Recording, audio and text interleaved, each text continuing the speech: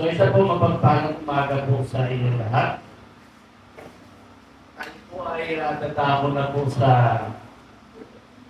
mabuting salita po ng Diyos. Lahat po pa tayo ay nakahanda na. Amen. Okay, so let's pray, Lord. Marami pong salamat, Panginoon. Ikaw na po, Diyos, ang serdos po na aming kinikilala sa aming kalagitnaan. Panginoon mga po kami, Diyos, at patuloy, Lord, na ang mga salita mo siya mahalayan po. Purihin ka, dakilahin ka, pasalamatan ka. At hiling namin ang tulong at tuloy ng Espiritu Santo sa aming kalagitnaan upang sa gayon ay dagdag kami sa katotohanan ng iyong Santo. Salamat po sa pangalan ng Panginoong Jesus sa pangalan ng panalangin tayo magsabi ng Amen. Amen. Palapakan po natin ang Diyos sa Panginoon. At ngayon po ay Game of Bible. Yes, start po tayo. Saan po natin ang ating mga Bible, Psalms 121. Okay, Psalms 121. Verse po ay verse 1 up to verse 8. Psalms 121, verse 1 hanggang verse 8. American Standard po yung bagay ko ngayon ng baka. Ito na po mabutin. Sabi po doon, Psalms 121, I lift up my eyes to the mountain from where my help comes. Verse 2, my help comes from the Lord, who made the heavens and the earth. Sabi po ng Bible, who made the heavens and the earth. Sabi po ng verse 3, He will not allow your foot to the sleep. He afflicts you will not slumber. Verse 4, behold, He who gives Israel will neither slumber or sleep. The Lord is your keeper, the Lord is your shade on the right hand. The sun will not smite you by day, nor the moon by night.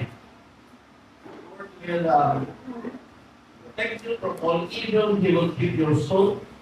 And verse 8, the Lord will guide your going out and your coming in.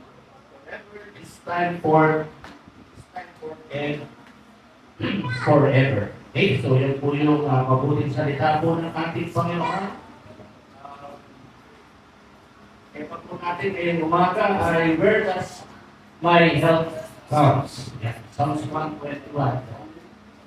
Psalms 121 will be our verse for today. At hopefully lahat po tayo ay may Bible. Amen? Bible po ba kayong lahat ngayong umaga? Sige nga po. Ulit, tingnan natin sa Psalms 128. Verse 1. Sabi na, title po natin ay Where Does My Help Comes? Where Does My Help Comes? Sabi po dyan, it is sa headings po ng American Standard, the Lord, the Keeper of Israel. Wala, yung pinaka-main headings po. Ngayon po umaga, tapos tayo sa historical background po, historical context po ng aking pag-aaralan. Well, actually, yung po 121 po na aklat po ng mga awit, ang tawag po na rin the Song of the Ascent. The Song of the Ascent po ang tawag po dyan, or ibig sabihin po is a song of decree. In King James Version, you can see that 121 ang mga awit, up to 134 ng mga awit, tawag po na is the Song of the Ascent or tawag po na is the Song of Decree or Decree. Ibig sabihin, ang 121 po ng mga awit, it is a song. No? Instead of the Song of the Ascent, is the pilgrimage song of Israel. It was a pilgrimage song. Yan po ay yung kinakanta nila habang sila ay paakyat po doon sa Yusuf Zion, going to Jerusalem for worship. Song of the Ascent po ang tawag po doon. It is a pilgrimage song of Israel traveling, mga kapatid, for a major festival. So ito po mostly yung kinakanta nila, when they are going to the hills of Zion, dadalo sila ng mga festivity po ng bayan ng Israel. Ano yung mga festivity na yan? They are going from the Feast of Weeks, yung Feast of Tabernacles, or even the Passover itself.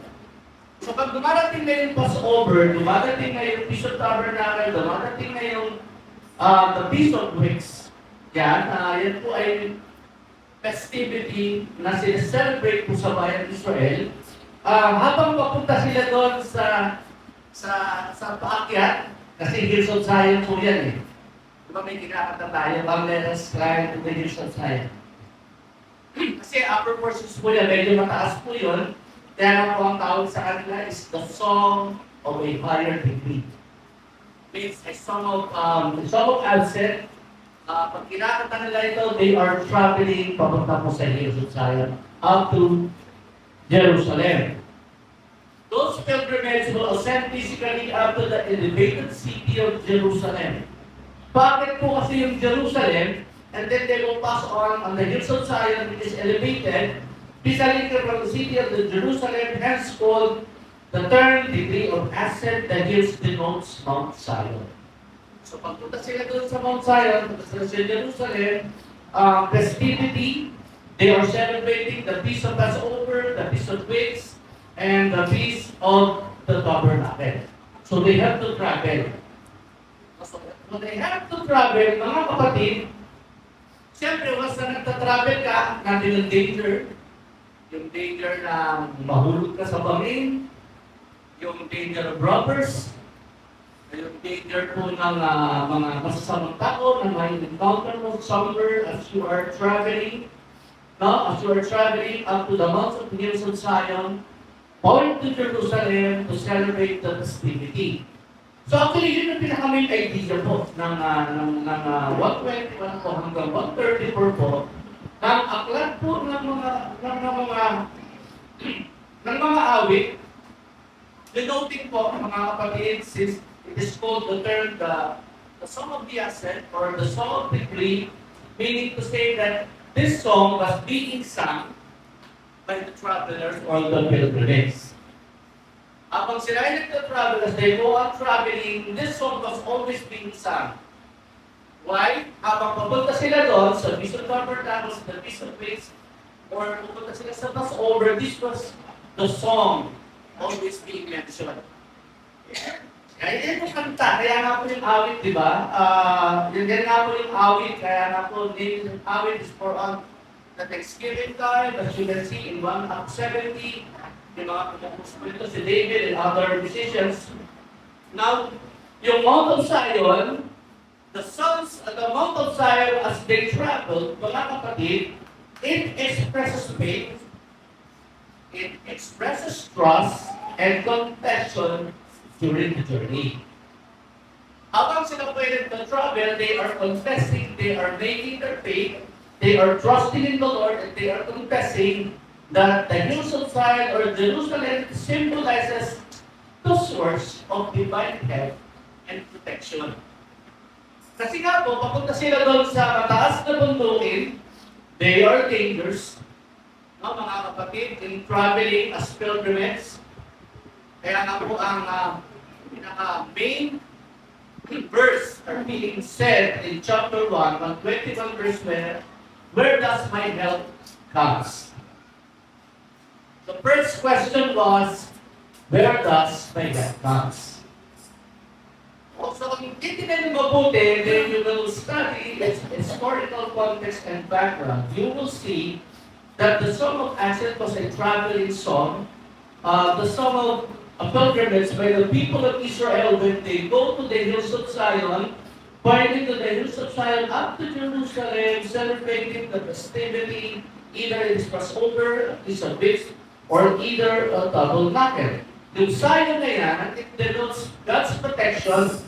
God symbolizes divine help and protection. Kaya po yung symbolic po as they go on, traveling po mga kapatid from Zion up to the Hills of Zion, when there is danger, when there is risk po, napupunta po tayo, napupunta sila doon sa Mount of Zion na yan mga kapatid, they need to trust God. They need to put their faith in the Lord as they go on traveling from mountain hills. Meron danger.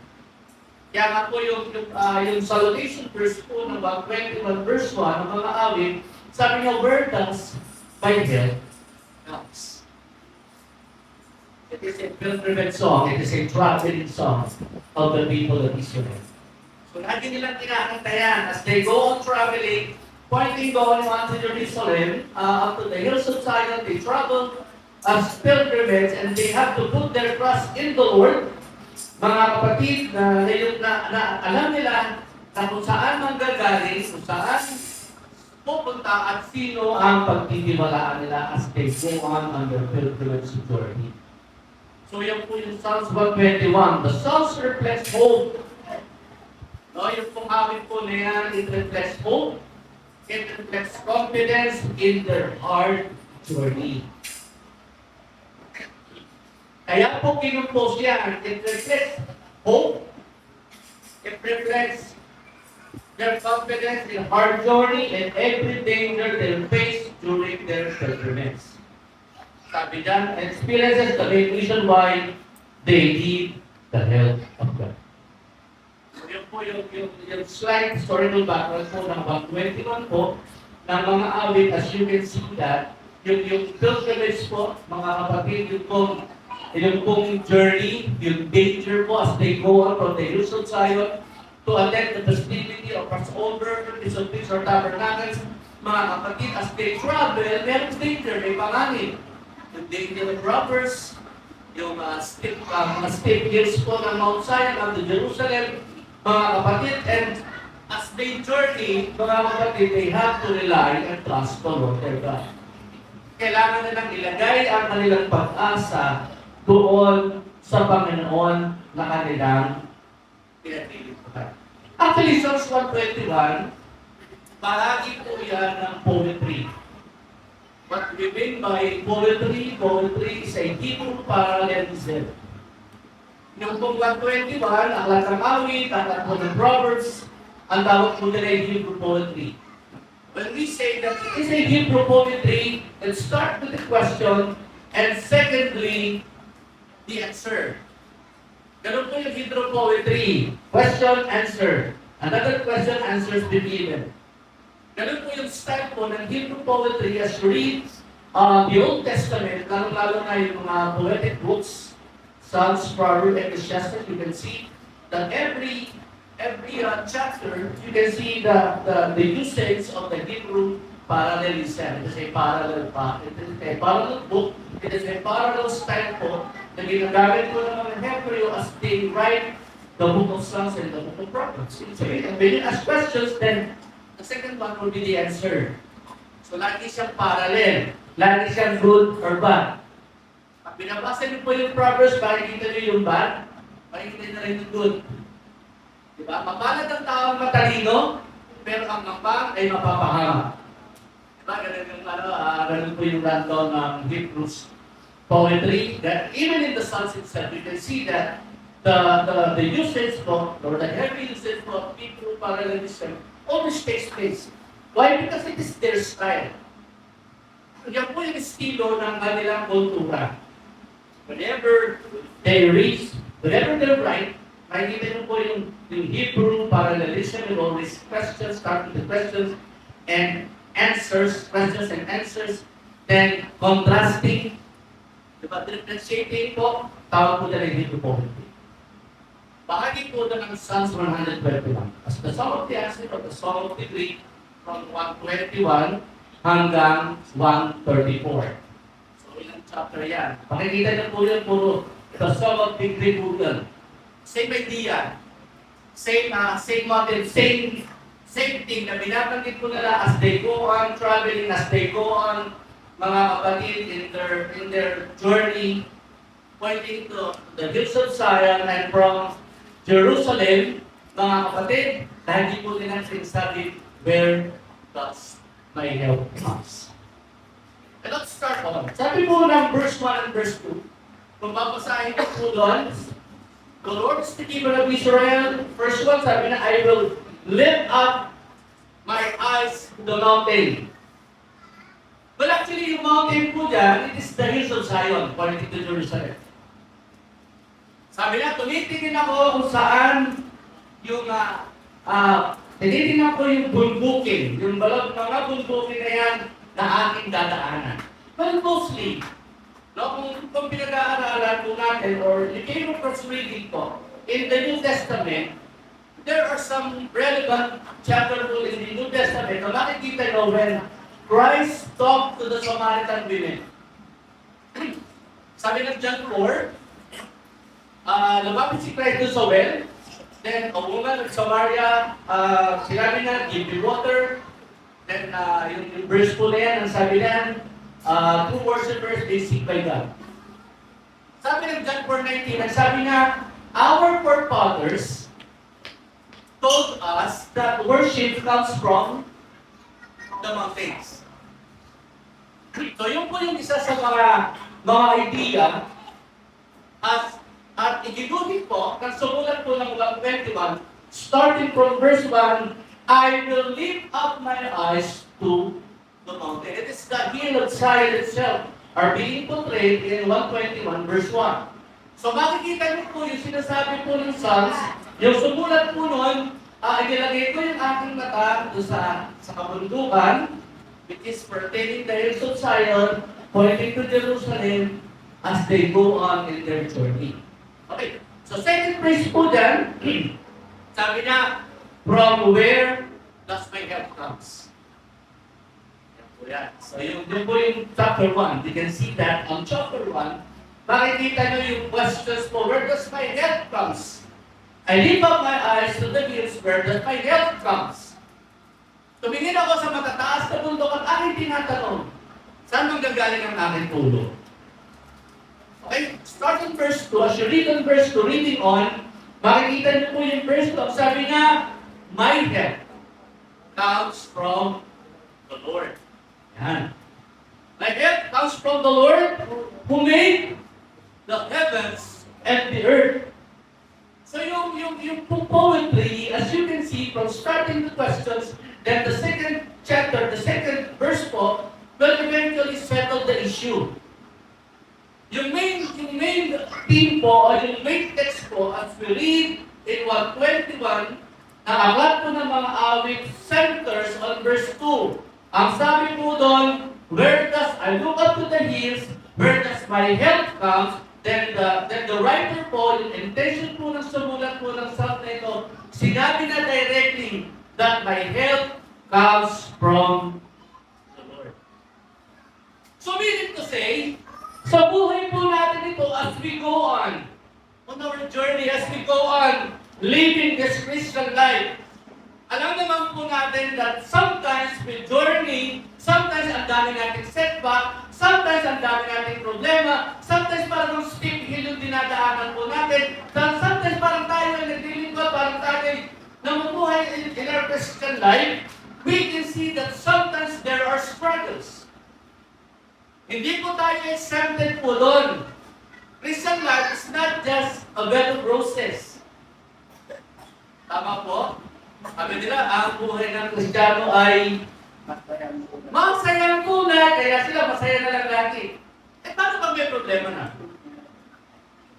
That will be the beauty of serving the Lord.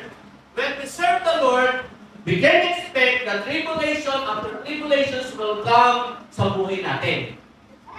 But the good news for today, whenever struggle strikes us, whenever those hardship na dumadaan sa buhay po natin, at nagkakaroon tayo ng maraming problema suliranin sa magkabit-kabila, sa unahan at sa likod po natin, at nandun din po yung inner struggles natin, we can rest assured today. Where does our help comes? Our help comes from the Lord. Amen? Yun po yung pinaka main text today. That the Lord is our helper. Ang Diyos ang tagapagtulong po natin. Ang tulong ng tao ay limited. Amen? Yung tulong ng tao, limitado lang yan eh. Tutulungan kayo, pero yung dalawang lang din ay tutulong, pero ang tulong ng Panginoon, ay laging sapat at laging laan araw-araw or 24/7. Kaya nga yung habang as they go on, traveling from Jordan to Jordan, from hills up to Jerusalem, nandun yung danger, nandun yung stress, nandun yung pagod, pero sinisigaw po nila, our help! Ang tulong na hawak namin, ang kalakasan namin, comes from the Lord. Wala nang iba. Because the help of man is pain. Ang tulong ng tao may limitasyon, pero ang tulong ng Panginoon, araw-araw na habang nabubuhay ka, nandiyan ang Panginoon sa tabi mo. And He will never leave you nor forsake you. That was the promise of God in Deuteronomy chapter 31.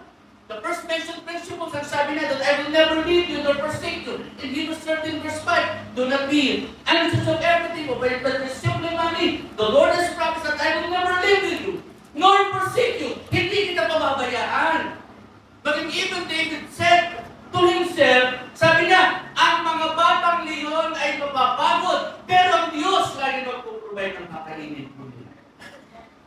It was the song of Ascent when they travel, when they journey up to the hills with dangers and struggles and stress.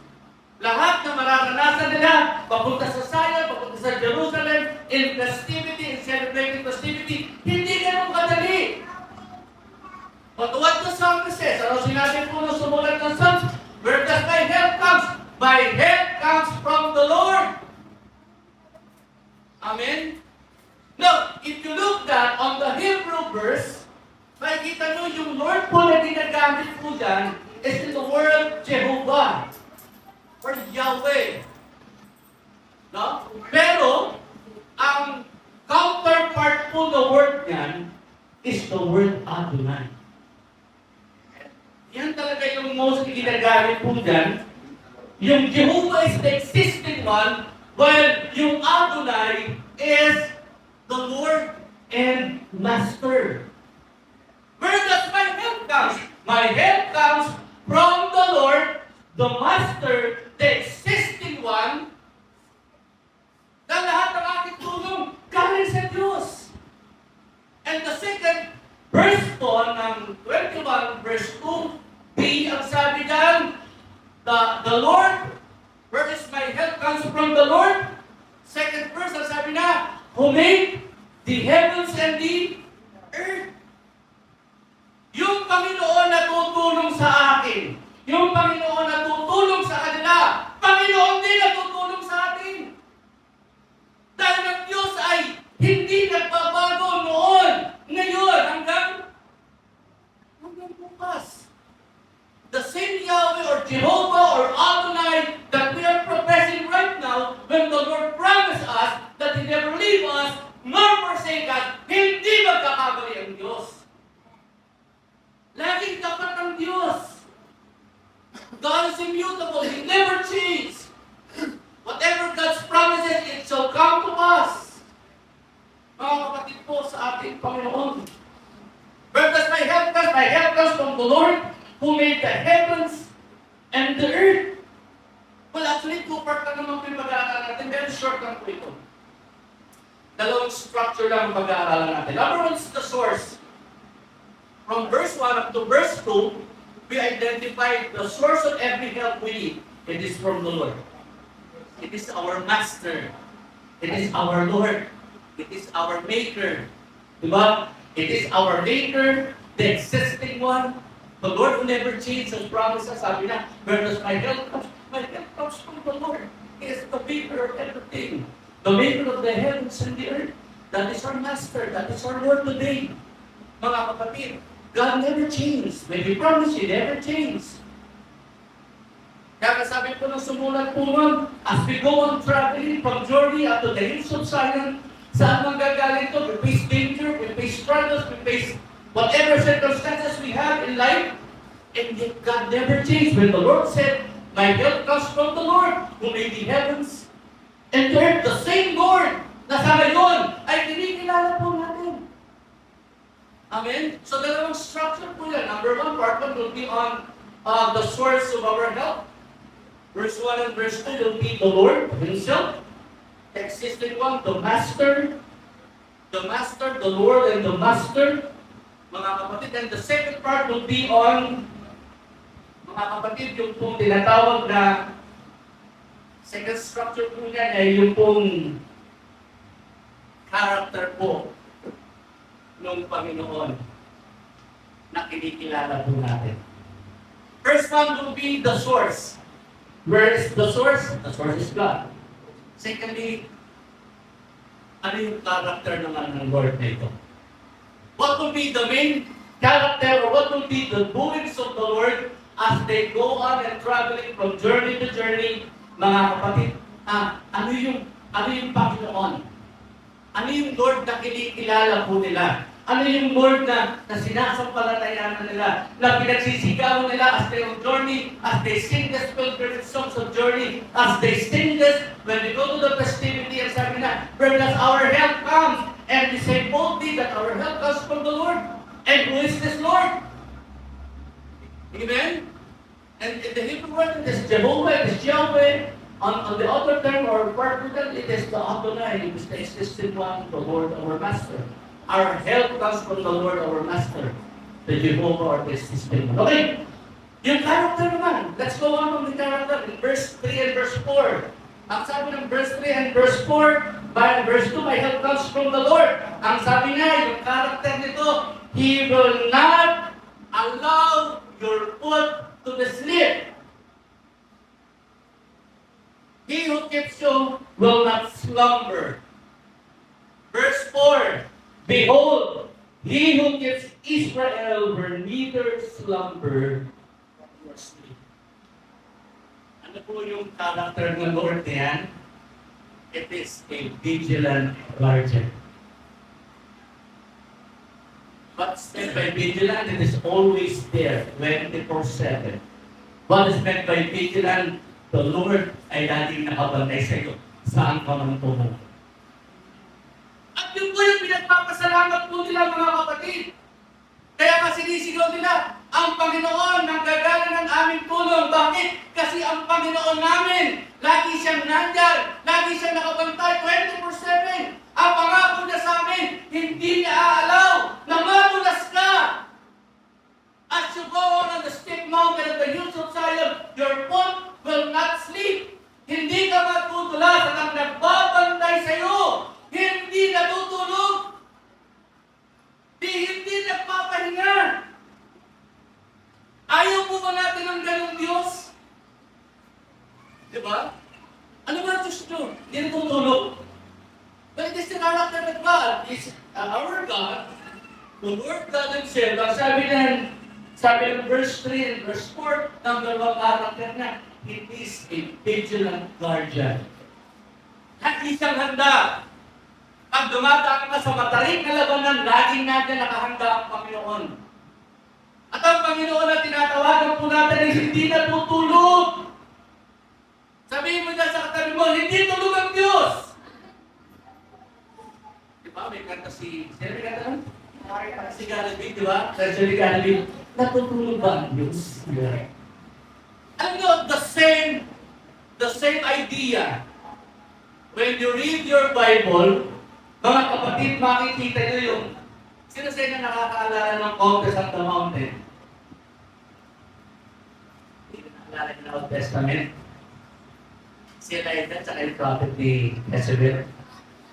Di ba sabi na, sige! The God who answers by fire. Sabi ni Elias, sige, lagyan niyo ng lahat ng yung altar na yan, lagyan niyo ng tubig. Sige, kayo muna mauna. Nag-una yung mga false prophet ni Baal. Di ba, hanggang sa hinahiwa-hiwa na nila yung katawan nila.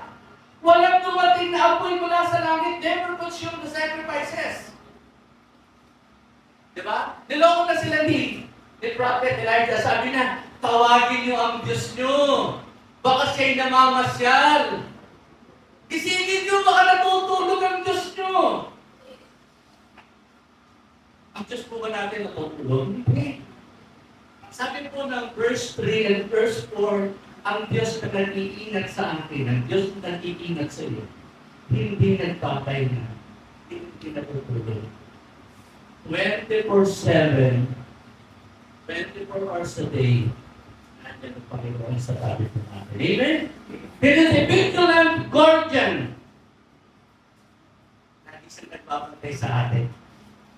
Kaya po, it is a good news today. But what will be the main text today?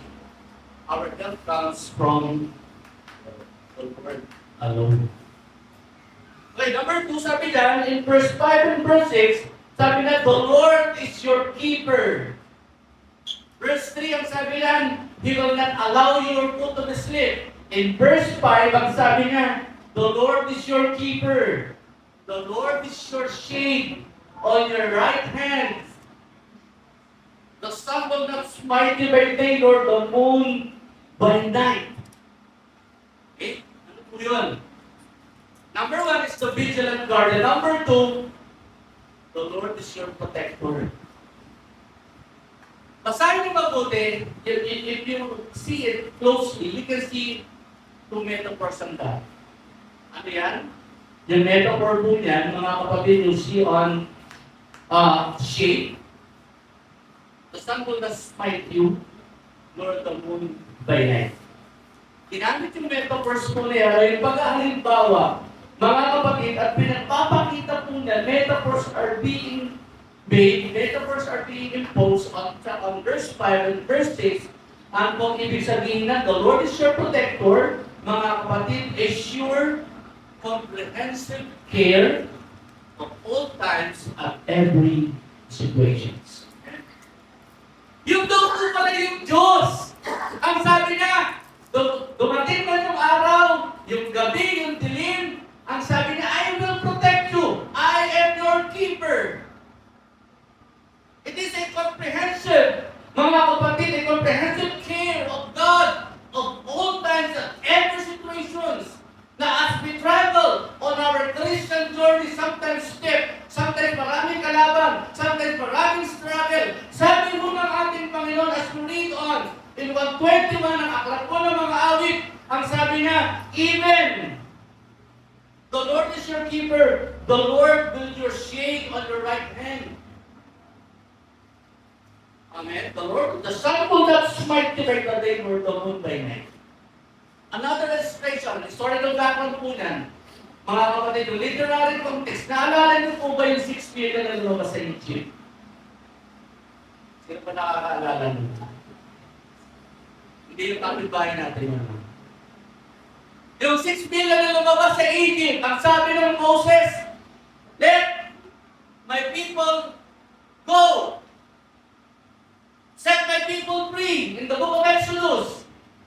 Kaya nung lumabas sila, 6 million people. As they go on in the wilderness for 40 days, turns into 40 years. As you can see the provision of God, you can see the protection of God as they travel on the day, mayroong ulap na nakabantay sa kanila. When they travel by night, mayroong pillar of fire that will eventually protect the people of Israel. The same is with us today. Bisan mainit, bisan madilim, bisan hindi natin makita yung dinadaanan natin, but the Lord will be a shade for us. O proteksyonan po ng Panginoon ng ating buhay, iingatan po tayo ng Diyos. God is a comprehensive care. Lahat, pag sinabing comprehensive care, of all times at every situations. Sabi po ng verse 5 and 6, balik tayo sa verse 2. Sabi niya, where does my help comes? My help comes from the Lord who protects us, who keeps us every day. Pag mainit ang labanan, nilalagyan ako ng ulap ng Panginoon. Pag madilim ang nilalakaran ko, naglalagay siya ng pillar of fire so that I will go on my journey victoriously. Amen po ba? Amen? Verse 7 and verse 8. The Lord will protect you from all evil, and He will keep your soul. And the Lord will guard your going out and your coming in from this time forth forever. What is that kind of God? A vigilant guardian. Verse 3 and verse 4. Verse 5 and verse 6, a protector. Verse 7 and verse 8, a watchful Lord. Ano ba ibig sabihin ng watchful Lord? A strong affirmation of God's watchful care over every aspect of the believer's both in movement or rest, in all daily endeavors continuing. Ang sabi niya, as you go on, as you travel, lagi nakatingin ng Diyos. Lahat ng ginagawa mo, nakikita ng Panginoon. Have you ever read the book of Exodus, mga kapatid? Diba? When the people of Israel are held bandits for 100 years ago, they shout out before God. They cry to the Lord. Anong sabi doon? Nakita, narinig ng Panginoon ang kanilang kahirapan. Yung pong mga nagta-travel on the pilgrimage journey, in 121 po, ng aklat po ng mga awit, meron silang vigilant guardian, meron silang protector, at yung pangatlo, may nagbabantay po sa kanila. Sabi niya, from your going in and your going out, from your youth up to the end of your life, ang Panginoon lagi nakabantay sa inyo. Sa akin, lahat po tayo, pinabantayan po ng Panginoon 24/7. We will not sleep on the eyes of the Lord. Sabi niya, for the eyes of the Lord moves to and fro, watching everyone needs help. Di ba meron nga tayong narinig na kanta, God is watching us. Watchful care po ng ating Panginoon. Sabi ng verse 7 and verse 8, the Lord will protect you. The Lord will protect you from all evil. Binabantayan ka ng ating Panginoon. Nagbabantay sa iyo ang Diyos. Binabantayan ka ng ating Panginoon. Lagi siyang nakatingin sa iyo. Lagi nga tinitingnan ng mga kilos mo. Lagi nga binabasa ang laman ng iyong isip. Lagi nakikita ng Panginoon ang lahat ng iyong pangangailangan. Di ba mayroong bata? Tumawag doon sa loob ng bahay. Sabi niya, Tay! Pastor ang tatay niya. Sabi niya, Tay! Wala na po tayong bigas. Ha? Di ba? Wala na po tayong bigas, Tay! Sabi ng bata, sabi mo sa nanay mo, wala tayong bigas. Wala tayong ulan. Sabi ng nanay. Sabi po ng nanay, tumawag ka na kay Lord. Sabi ng nanay ko sa bata. Ang ginawa po ng bata, pumunta sa kusina, kinuha niya yung pangsalok. Kinuha niya yung pangsalok, sinalok ng maingay na galit yung nanay. Sabi ng nanay, wala nang ang laman niyang bigasan natin, ay iniingayan mo pa? Alam niyo, sagot ng bata, Nay, kaya po yan, iniingayan para marinig ni Lord na wala na tayong bigas. And eventually, the Lord provides. Let us say as we are. Gusto ako natin medyo hirap, and then all of a sudden, ipupuos ng Panginoon ng biyaya at pagpapalan. Di ba minsan, ang dami natin problema, all of a sudden natin kung sagot ng ating Panginoon. Di ba minsan, hindi na natin kaya, para sinasabi tayo, yoko na, susuko na ako. Ipag-pray ko na lang ang mga taong, and ito all of a sudden, God moves mysteriously. At nagtataka tayo. Kailangan mo ba bang magtaka? Meron kang Diyos na malaki. Amen? Meron kang laking Diyos. Have you ever imagine bakit ang yaman-yaman niyo ba yun? Sabi natin, Mami, ay hindi tayo mahirap. Tayo mayayaman lahat. Ano yun? Hindi po pessimistic yan. Optimism yung tawag. Mahirap ang buhay. Tama? Pero may Diyos na nakatingin. Maraming problema. Ayoko na, Lord. Kapapakamatay na ako. May nakatingin na Diyos. Tama po ba, Lord? Wala na kami bigas. Sumasayang na po ito, Lord. Sabi ng nanay, mag-iigib mo. Hindi, pinapaabot ko lang kay Lord na wala na tayo. Yes. Let's optimistic in the sense that when we are serving the Lord, alam natin that most of the time, hindi magpapatayan ng Diyos. Nagutom na po ba tayo? Hindi po ba dito nagutom na? Sakto lang pagkain, okay lang yun. Lord, bakit ito lang? Isa ganun tayo, di ba? Bakit ito lang, Lord? Sa ngayon, sobrang sarap ng pagkain, hahay at tika. Dapat pag-isang-isang tuloy din ang kakainin mo at ito. Ibig po ba? Pag laging kami, di ba nakakahit lang? Pag laging maalat mo, magkakakiti ka na. Lord, hindi naman ako. Laging maalat eh. Pero, God is good. Amen? As they go on their journey, sabi po ng ating Panginoon, yung pilgrimage po ng people of Israel, lagi nilang nilalagay sa isipan nila, nakabantay ang Diyos sa amin. The Lord is our keeper. The Lord is our protector. The Lord is our vigilant guardian. Every time we travel, naging-lagyan po ang Panginoon. Hindi tayong pababayaan po ng Diyos. Amen? Ang Diyos po ba natin ay pabaya? Alam natin yun, di ba? Pero ang Diyos ay disciplinarian ito. Sometimes, Lord, bakit ako dumaranas ng ganito? It is not for that reason. It is for learning process. Amen po ba? Sabi naman kay Pastor Robert, dati, ano ba natin? Dati, tagagano ka lang ng pader. Ngayon, supervisor ka na. Lagi sila nananalangin, sabi na, Lord, wala po kami trabaho. Eh, ngayon, di sila nakalaman kung paano sila hahatiin ang katawan nila sa dami ng trabaho. Why? Kasi mayroong Diyos na nakabantay. Mayroong Diyos po na naniniwala ako na hindi kayo lalabas dyan mamaya na hindi kayo pinagpangat po. Amen? Ang hindi na magsabi ng amen, maghihirap ngayong araw. Parang si Alin, para si Bishop Perez. Hindi na bigay ngayong umaga, maghihirap! Pero hindi ka na ng Diyos natin. God is a generous God. Ang Diyos po ay binibigyan tayo ng sapat araw-araw. Amen? Okay. So, may idea po. Punta po tayo sa main idea po natin. Main point. What is our main point po today? Our main point for today is, makikita po natin is in verse 2. Lahat ng pinag-uusapan po natin today, focus on verse 2. Lahat ng kailangan natin, lahat ng tulong na kailangan natin, galing sa Diyos. And, okay. So last part na po tayo. What to be today?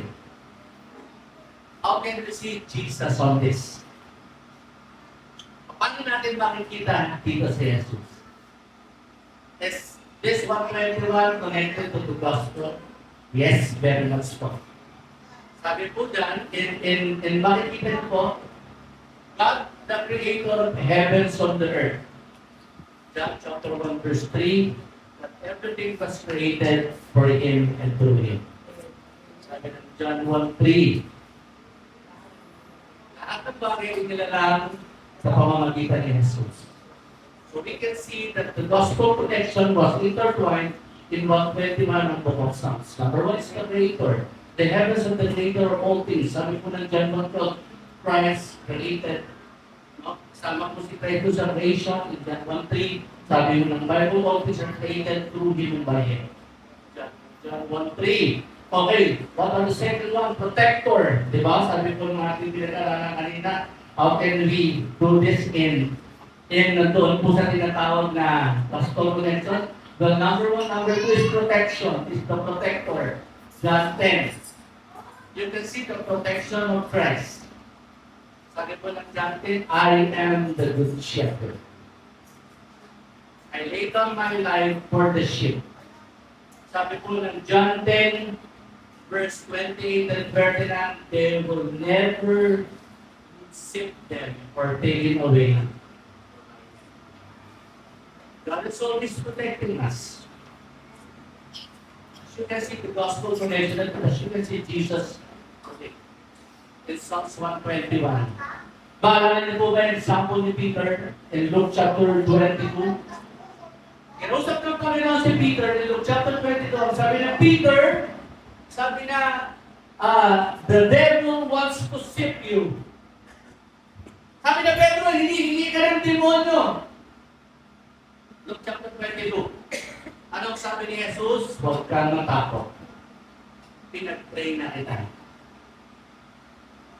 Ang Panginoon ko na nag-iingat din sa buhay ko. As even as Peter himself is very protected by God. Alam niyo po, twice na si Peter protection na ng Panginoon. Ano po yung second protection po ng Panginoon kay Peter? Sabi niya, sino dito si Jesus? Diba? Sino dito si Jesus? Ang sagot ng mga alagad, ako. Pero nung bumuli na si Jesus, ano ginawa ni Peter? Ano ginawa ko ni Peter? Hindi po, before that, ginawa si Peter na tatakpi na si Jesus. Diba? Ano ginawa ni Peter? Peter, umunod ng taba at tinagpas ang tenga ni Dino po. Ni Marcos. Tinagpas yung tenga ni Marcos, tapos sabi ni Christ, ang namumuhay sa taba ay mamamatay din sa... Kaya namatay sa taba si Peter. Painful death. Anong ginawa ni Christ? Kinuha niya yung tenga at saan nilagay? Sa asin. Di ba pinalate? Bakit symbolize the God's protection over Peter? Bakit? Kasi yung ginawa ng Peter ay capital offense. Pag nakita yun at napunod yun, mawawalan ang liig si Peter. That was a capital offense, mga kapatid, na baka nasaktan mo ay isang centurion at natanggal ang tenga na that will be your death. So, ang ginawa ni Lord, kinuha niya yung tenga, kinalik, the restore. Why? It symbolizes God's protection over Peter. Diba? Tapos nagsisigaw sila, Lord, we are perishing, Lord! Diba? Eh yung Lord, natutulog. Ingay-ingay nyo, natutulog ako eh. Nung tumayo si Christ, ang sabi na, peace be still. Hindi naman pwede. Sabi na, peace be still. That even the storm itself will come down in the name of Jesus. Peace be still. Amen? So it is a protection from the Lord. Diba? Iingatan tayo ng Panginoon. Hindi mapayag ang Diyos na masaktan tayo. Nariyan lagi ang protection ng Panginoon. Kasi guardian siya. Siya yung protector. Even in Christ Himself. Hindi mapayag ang ating Panginoon na tayo mapahamak. Lagi natin ang ating Panginoon. Ang sabi ni John chapter 10. Lahat ng ibinigay sa akin ng Ama. Lahat ng mga tao naglingkod sa akin. Anumang paraan, hindi ko sila pababayaan. The same as with us today, ako at ikaw, ay bahagi sa protection po ng ating Panginoon Jesus. Hindi mo na iaalaw na tayo mapahamak, mga kapatid. Protector. Diba? Ano na si Christ? Christ as a creator. The vigilant creator. Number 2, as a good shepherd, who laid down his life. Number 3, sabi na as a protector. As you can see in Psalms 121, God is a guardian, God is a creator, and God is a protector. The same gospel connection with Christ, as you can see in Psalms 121 in the New Testament. Okay, persuasion. The last part ko, we came to the conclusion. Mga kapatid, that every journey we have, si Lord lang talaga kailangan natin. Alam ko po, minsan po dumadanas po tayo ng mabigat na labanan. Minsan umakakit tayo sa pinaka-state ng buhay po natin.